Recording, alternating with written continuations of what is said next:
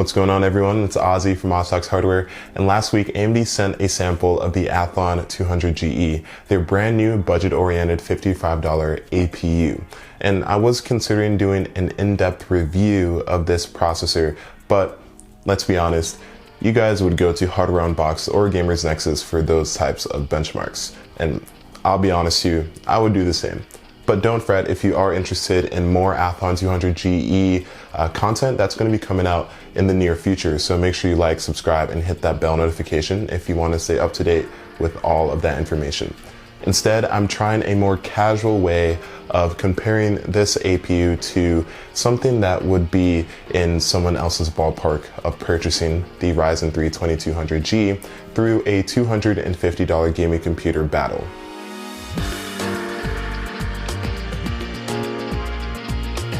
AMD's new Athlon 200GE provides a very entry-level CPU and video card solution for gamers on a very tight budget. Right behind me, I have a brand new $250 gaming computer that we're going to build today that's centered around the Athlon 200GE, and I want to answer the question, should you build this $250 gaming computer, or should you spend another $50 and choose the Ryzen 3 2200G instead?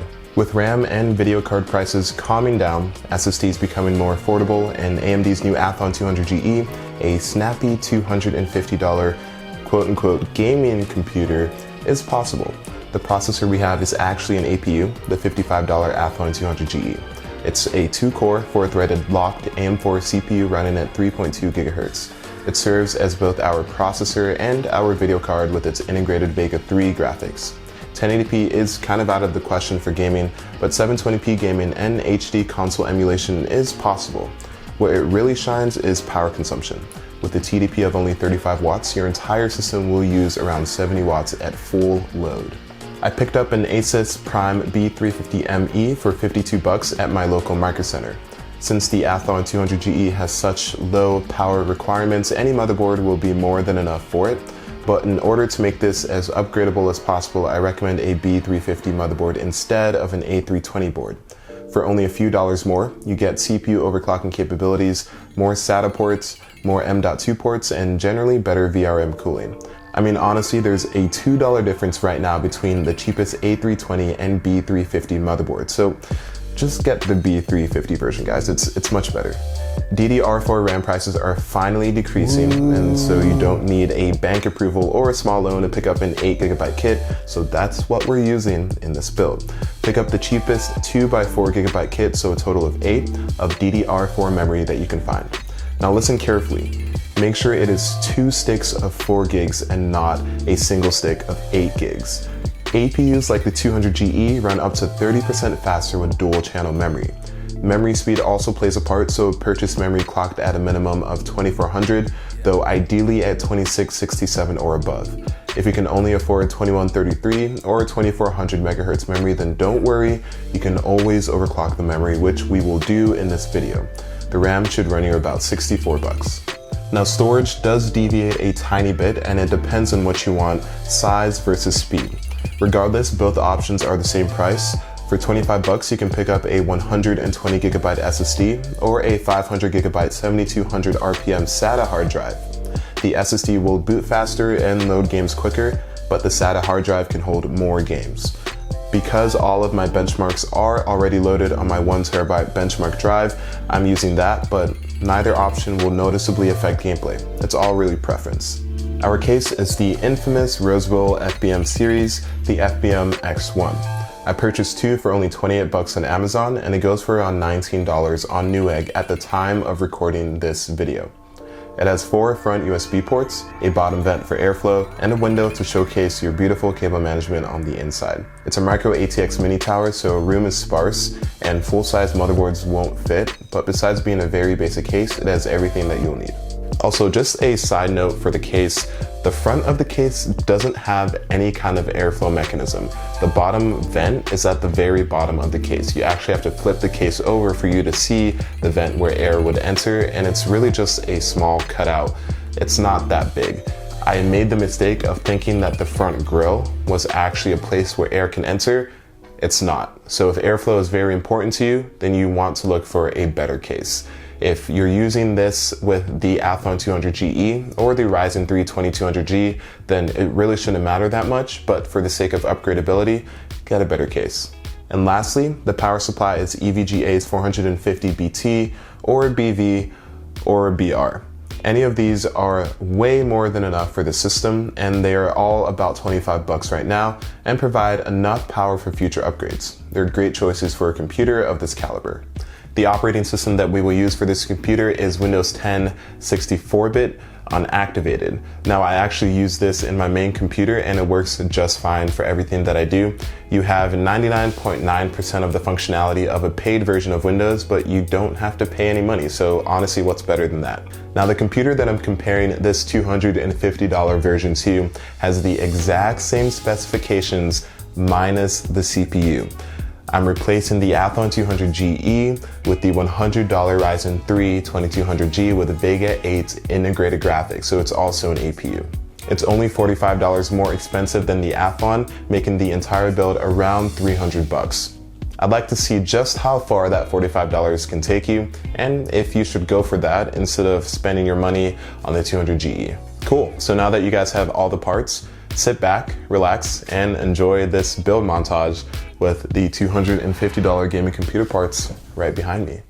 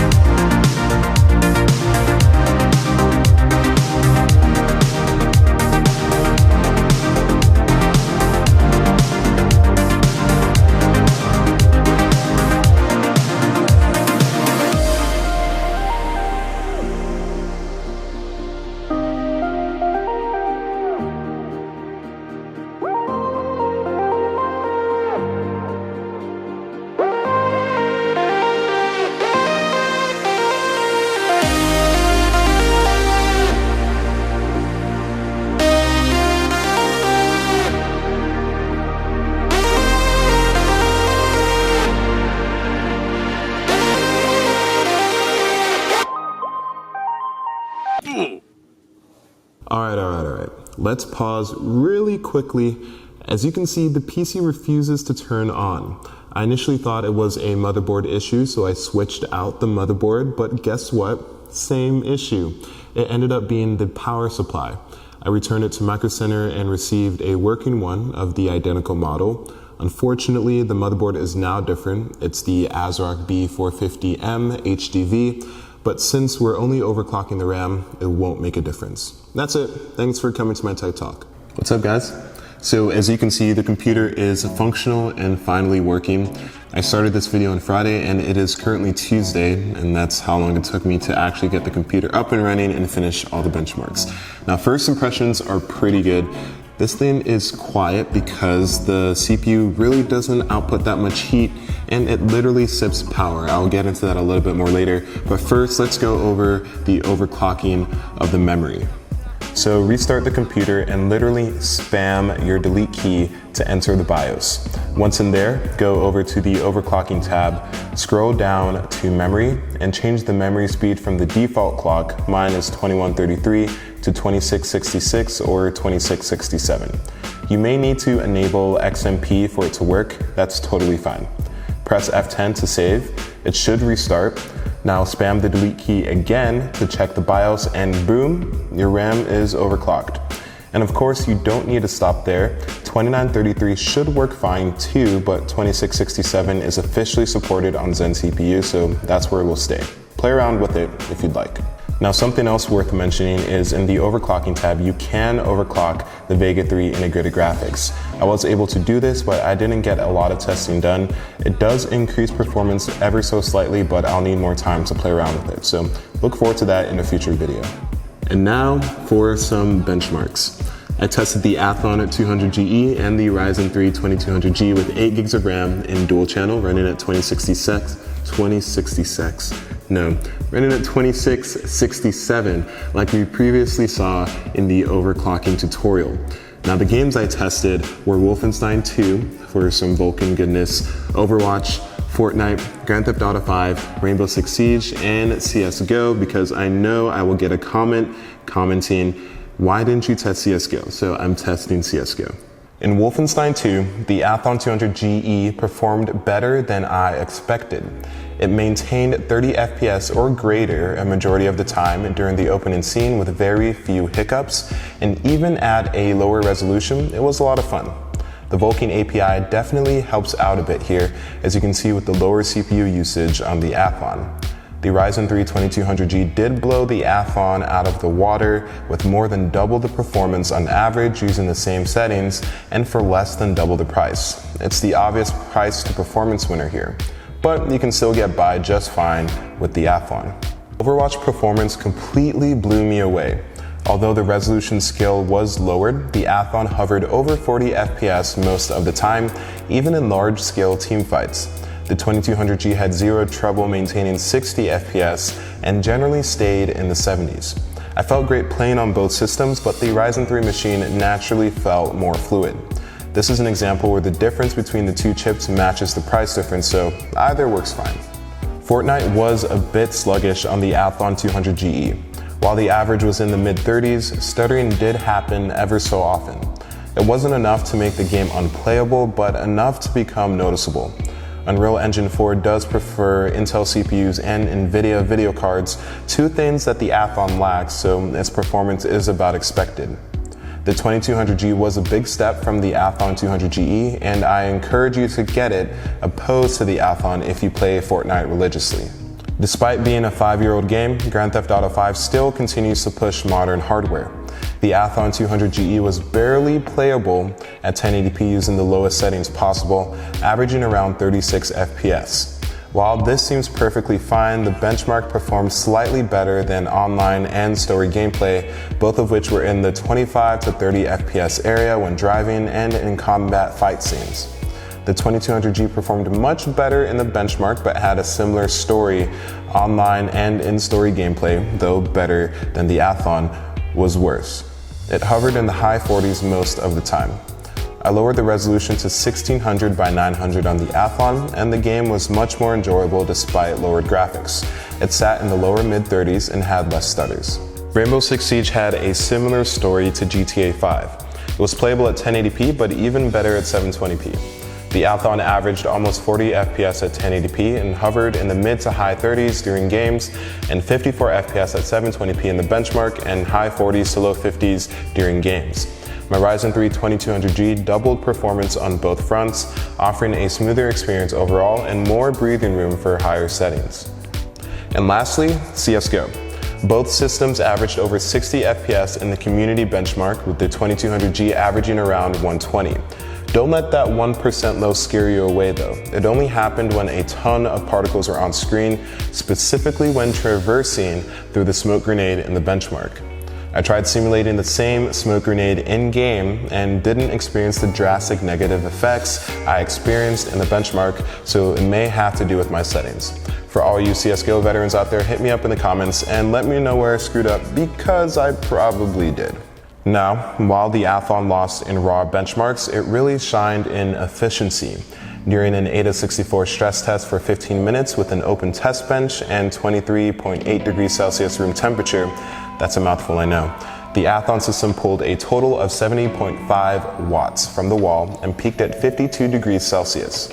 The Ryzen 3, on the other hand, pulled about 104 watts from the wall, which is still pretty good, and peaked at 81.4 degrees Celsius. If power consumption and efficiency really matter to you, definitely choose the Athlon. Now, with all of that being said, is the 200GE worth it if you're gonna build a $250 to $300 gaming computer? I would say, yeah, it's definitely worth it. The question is more or less, should you buy it or should you save up?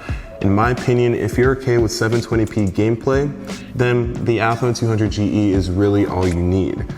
But for only $50 more, you get double the performance and you get an unlocked CPU in the iGPU department and in the CPU department. For only 50 bucks more, the Ryzen 320 200G is a much smarter choice. Regardless, if you guys enjoyed the video, make sure you leave a like.